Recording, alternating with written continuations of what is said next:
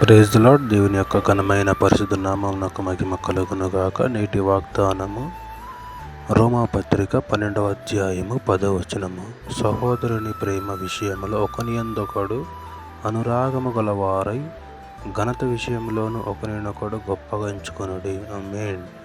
దేవుని పరిశుద్ధమైనటువంటి దేవుని బిడ్డలైనటువంటి మీ అందరికీ ప్రభువు వందనాలు తెలియజేస్తూ, సహోదరుని ప్రేమ ఒకనియందొకడు నమ్మకంగా ఉండాలని, ఒకరినొకడు క్షమాపణ గుణం ఉండాలని దేవుడు తెలియజేస్తున్నాడు. కాబట్టి మనమందరము సహోదర ప్రేమ కలిగి ఒకరినొకడు నమ్మకము, విశ్వాసము, భయము, భక్తి కలిగి మర్యాద యందును ఒకరినొకడు స్నేహభావంతో ఉన్నట్లయితే నిత్యముగా మనము దేవుని వాక్యాన్ని, దేవుని మాట నెరవేర్చిన వారంగా ఉంటాము.